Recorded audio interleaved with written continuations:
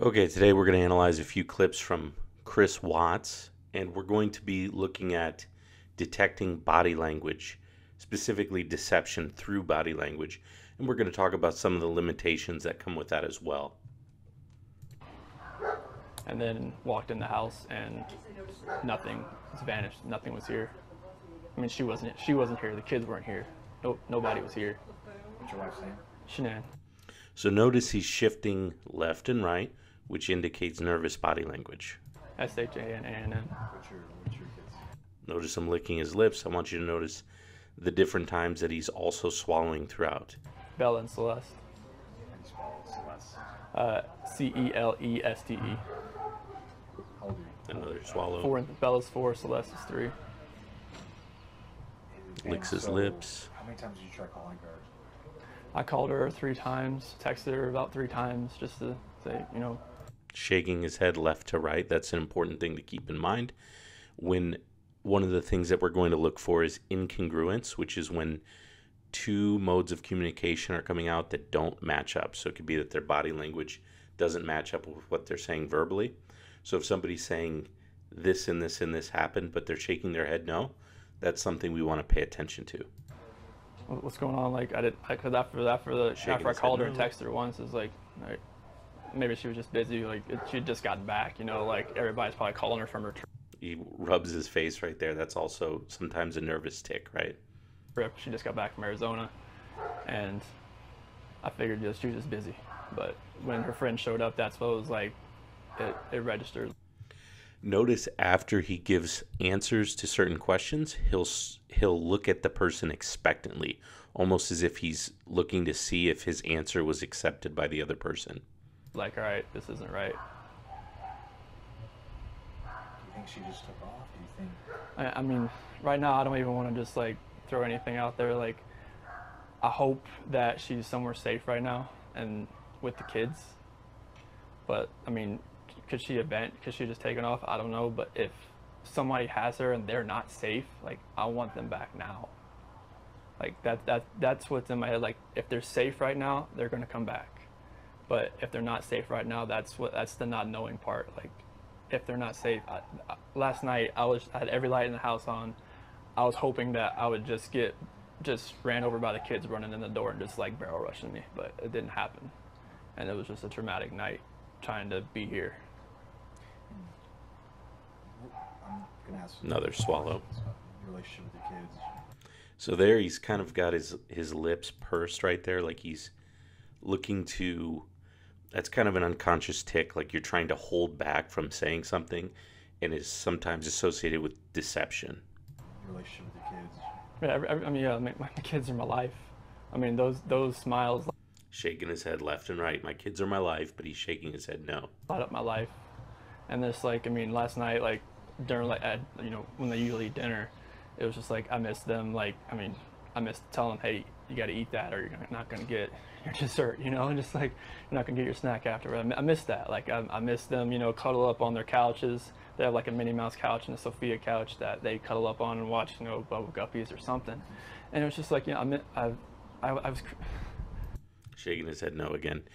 And notice those sighs of relief, right? He's exhaling. It kind of indicates nervousness. It was tearing me apart last night, and I needed that. I needed that last night, and for nobody to be here last night and to go into their rooms and know that I wasn't going to turn the rain machines on, and I know that I wasn't going to turn their monitor on, and know I wasn't going to kiss them to bed tonight. It was Shaking his head was no. that's why last night was just horrible. I couldn't do it. I want everybody to just come home. Licking his Like, lips, wherever they're at, come home. chuckling about the whole what I situation. want. It's a little odd.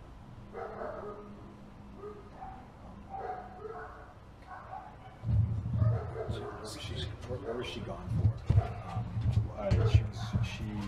She was on. She came back Sunday. You said that to you at night. Yeah, because her flight got delayed from Arizona because of like other storms around the nation. So Yeah. she's supposed to get home at like 11. She got home at like 1:48. She got in bed about 2. What was she gone for? A family trip or what? It was a Thrive direct sales. It was a local event that was down there between a bunch of leaders in the company. And that night, that day she was back. I mean, I left work early that morning, like 5:15, 5:30. So like she barely. I mean, she barely. So aside from body language, we also have the verbals, the verbal tells, which are oversharing, sharing details that aren't necessarily relevant or expounding upon points a little bit too much. You'll see this during the interrogation of Chris Watts as well.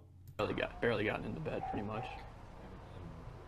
This might be a tough question, but did you guys get into an argument before she left? It wasn't like an argument. We had an emotional conversation, but I'll leave it at that. But I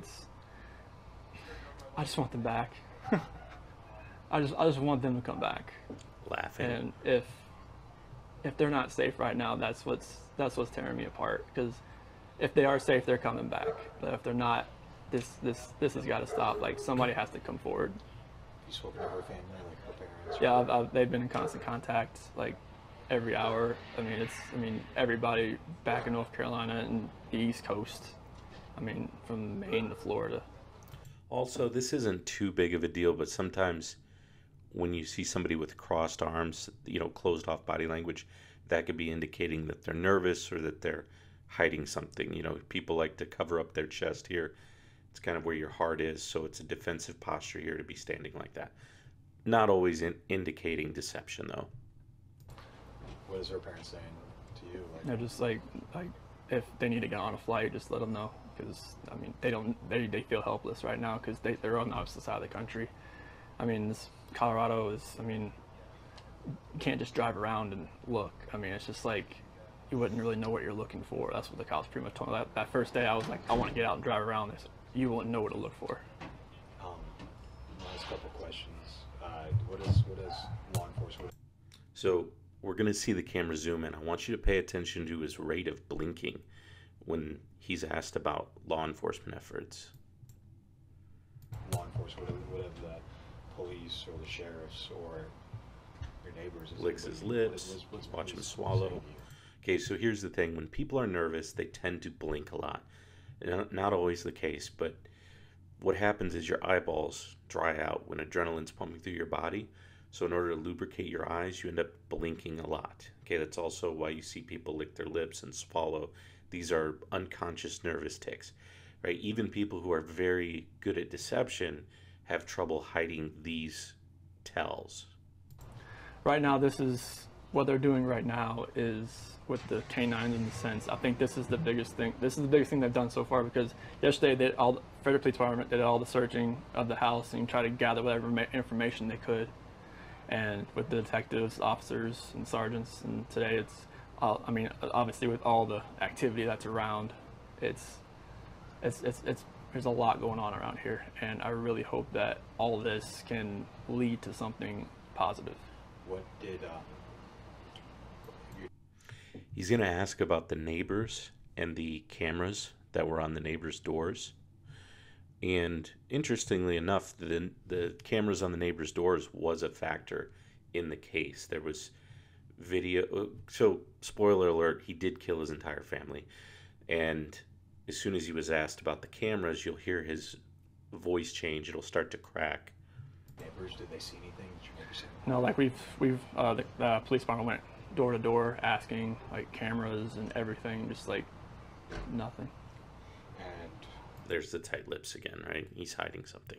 my last question, if you have any of them, so feel free to step in. My last question is, if your wife can see this, if she can watch this, what would you like to tell your wife and your kids? Shanann, Bella, Celeste, if you're out there, just come back. Like if somebody has her, just please bring her back. I need to see everybody. I need to see everybody again. This house is not complete without anybody here. Please bring her back. And the tight lips again. So the next one we're going to analyze is Shane Carey. So his fiance came up missing as well as his daughter. So we can analyze the body language here.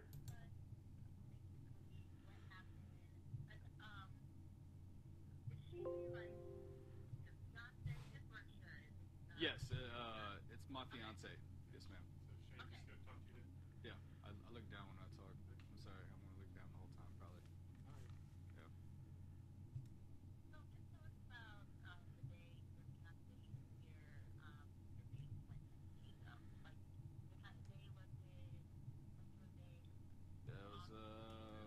Just a basic Thursday. We basically have a routine every day. I get up around 6 a.m. and So notice how he's not able to actually look at the camera. That's definitely a sign of some kind of nervous body language, right? He's not comfortable here on camera. He's not comfortable with this interview. pretty much hit the snooze button a couple times, and then I finally wake up around 6:15, drink some water, um, wake up the kids around 6:30, wake up Heidi and Silas right before I leave.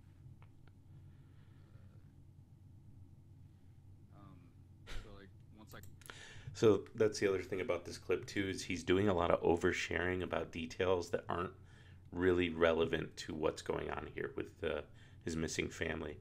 got him up on Thursday, it was kind of a later morning.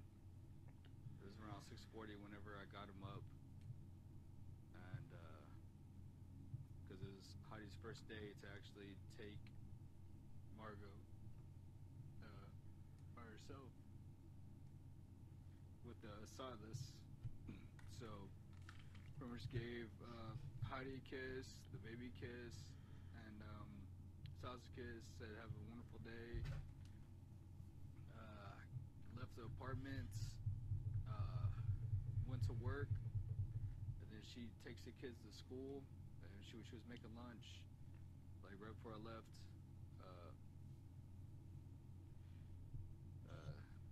Took the kids to school.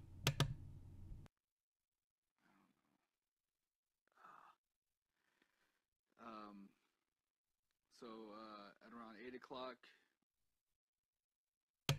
she called me. I answered the phone like right before I got in my truck. I work for Unicorn Moving, so she called me around 8, and she told me that she went to the book fair. She bought 3 books. Cost about $25. It was amazing. Like she couldn't wait to read to Silas. And I told her I love you, goodbye. And this is hard.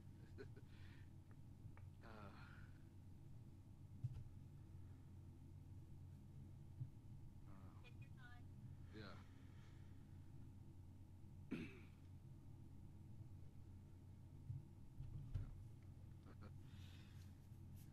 So I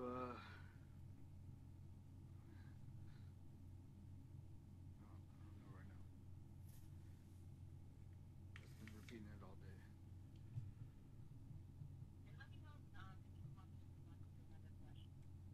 Yeah, no, it's a good question. This is just a weird situation right here. A weird situation. His wife or his fiance and daughter are missing, and he calls it a weird situation. Oh, she's just an amazing mom. I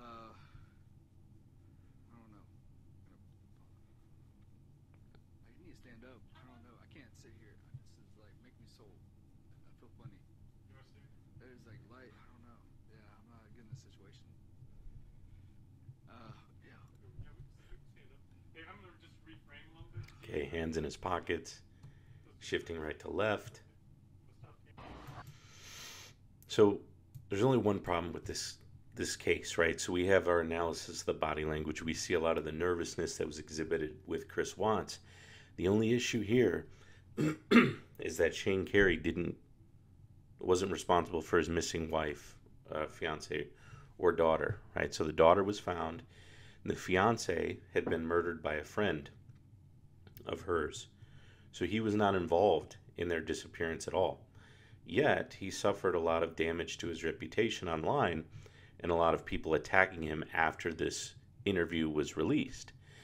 So the reason I include it here is to let you know that nervousness does not always indicate that somebody is being deceptive, right? Oftentimes it does. However, in cases like this, let's say 99 out of 100 times you'd have been right to analyze his body language and to say that he had something to do with it. But in the times where you're not right, there's big problems there, especially when we're dealing with people's reputations. That's very very important that you always understand that body language is not a perfect science. And if it was, we wouldn't need people to appear in court. We would simply have body language analysts, give their opinion about what was going on in that situation.